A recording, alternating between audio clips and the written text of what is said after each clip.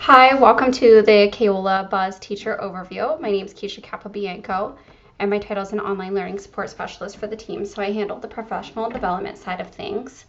So today is going to be a brief session for our local teachers who are just getting started in the system. So this here is the Buzz LMS Teacher App dashboard. You will see your courses listed here. If you're teaching many courses, I recommend to flip it to the course list by clicking this toggle. That will show you all your courses in one list versus if they're in the course contact cards, you're going to have to scroll for a while if you have many. You will have a notification here for any assignments that need graded. And the teacher dashboard toggle will show you a performance summary of how students are doing in your course and how you're doing managing your course. So for example, you'll see down here, American Government. It's green for tests are being processed in a timely manner, yellow that your students are failing the course, and red that many students are behind pace. So this is a nice easy snapshot to go in and see how your students are performing. Toggling back to courses, in the needs grading, you'll see the number of assignments that need graded. By clicking that, you'll have a list of the submissions and students over here on your left. You'll have the most current assignment that you need to grade right here in the center, and you'll have your grading options over here on the right. So there are a couple of ways to go about grading an assignment. If, say, for example, all students are getting full credit, you can just come over here and click this full credit button. If you have a student who you suspect plagiarized and you want to give no credit, you can click the no credit toggle. You can also hit clear if you accidentally hit either one of those, and you can leave feedback for the assignment here. So suspected plagiarism, please meet with me. And then students will be able to see that feedback once you submitted this in their end of their gradebook, excuse me. If a student is excused from the assignment, you'll see you have an excusal option over here. And when you've finished grading and you're ready to submit the grade, you can just hit this orange submit button right here. You'll also see that you do have a rubric option for each written submission. And so you can go in here and say, based on what this statement says, you can say, okay, they get a 3 out of 5 for that one, 4 out of 5 for this. You can also leave feedback for individual questions.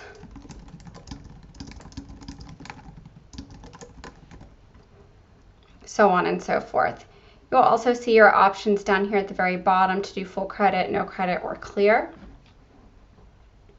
So we're going to go ahead and finish filling this out. So they got a 12 out of 20, so we're going to go ahead and click submit.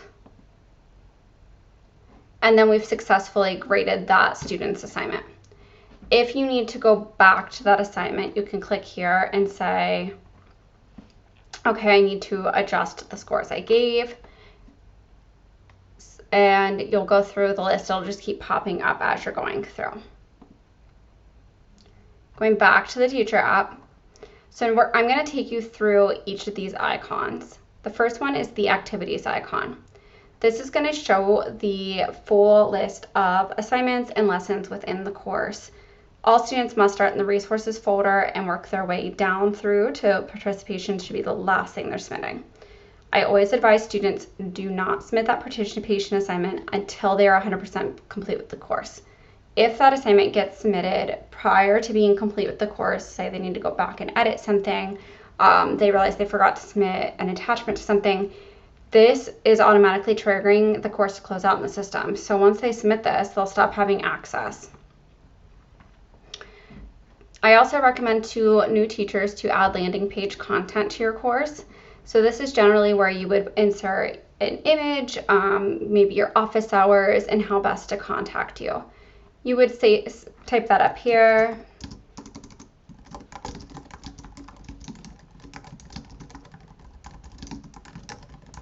And then you would click save. And then when your students are coming into this course, they're automatically going to see that information that you put right there. Now you will have to do this individually for each course. Unfortunately, we don't have a means to bulk insert those landing pages. So you'd have to click each course icon and go through it that way. Clicking the drop down, you can see teacher contact information and teacher guide. You are able to see this, but the student is not. You can always tell what a student can and cannot see by this icon. So this red icon with the eye means that you can see it, students cannot. You can go through and see what the students are seeing by clicking on the assignment.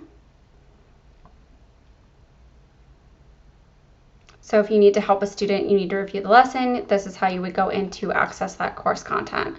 Students and yourself also will have the accessibility toolbar up here. The accessibility toolbar allows text-to-speech, translation, dictionary, picture dictionary, and screen masking. You can also enlarge the text. So back to the teacher app. Next option is going to be the gradebook portion. So clicking the gradebook, you'll see a complete list of the assignments due in the course, as well as the students that you have currently enrolled in that course. This is going to be where you're going to come to submit final grades, to provide retries to students, or to exempt students from assignments. So for example, say we want student A here to go ahead and retry this history of government quiz. You would, in the gradebook, click on their score.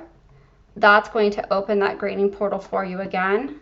You'd click allow retry, and that's going to give this little icon here that's going to indicate to the student that they're allowed to go back and try that assessment again.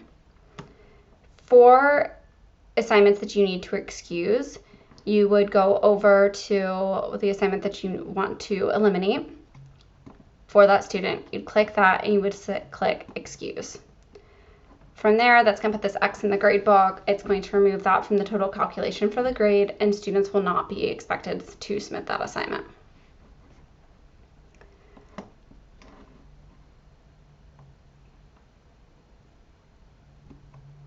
To submit final grades, you're going to click this wrench icon here that says Tools, go to Final Grades, and you'll always want to make sure that this toggle up here is highlighted for zeroing unscored activities.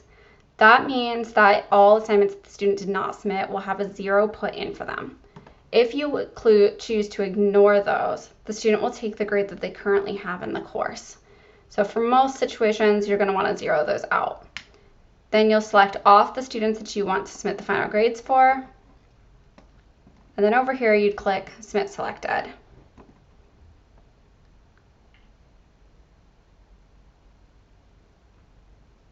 So that's what you're going to do at the end of the marking period to submit those grades through. You can see this green check mark here so that we've submitted it, but we can always go back and say, okay, I'm going to actually change this. Back to the home screen. You also have a reports option for each of your course. So clicking this icon allows you to download either the course activity summary, which you can see here is going to summarize grade information, or you can do period and category, which is going to be able to help you sort it by time frame. So these both download as Excel documents, so I recommend going in here and playing with those.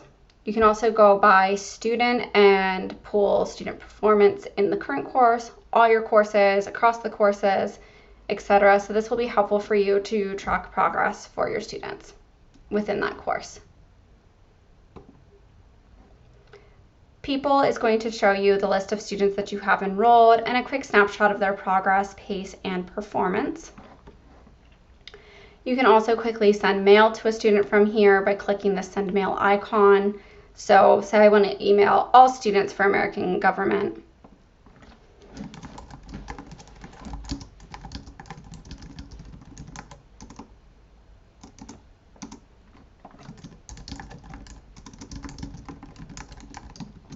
You can select to send a copy to yourself. Go ahead and click send. I'm in a demo account, so that's why that didn't go through, so there's no emails associated. However, that's how you're going to communicate within the LMS to your students.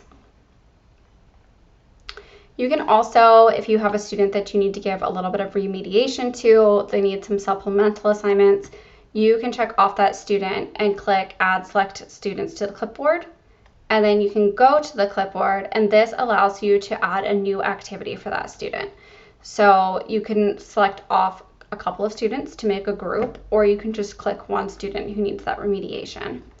From there, you can either upload a file, a video, Google Drive, website link, or you can click Search Library. Then you can go through the Ideal Learning Library if you need to and find titles. So you can go through here, find the course that you're teaching, and then you can see that there's different resources in here that you could add in for just that student. Finally, you have the course editor. So clicking this would be a good way if you're removing something for all students. Say you don't want any of your students to take the Forms of Government quiz. You could remove this course, that assignment, by deleting it. However, if you actually delete the assignment, it's not possible to pull that assignment back because you've customized the course. So I generally recommend to go ahead and make it not be visible to students any longer. From there, they won't be able to see that quiz or access it. You also have the ability to edit the assignment itself by clicking edit.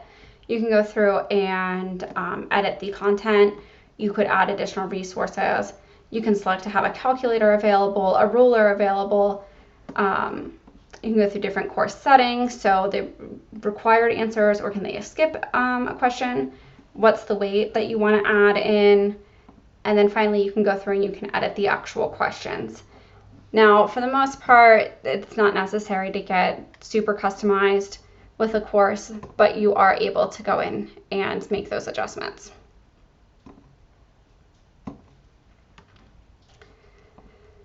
So that's a quick teacher overview on our most frequently asked questions for Buzz and kind of what to expect going in as a teacher. If you require deeper training, please let your district administrator or your IU administrator know, and they'll be able to schedule with the Keola team to get a more in-depth, more advanced training.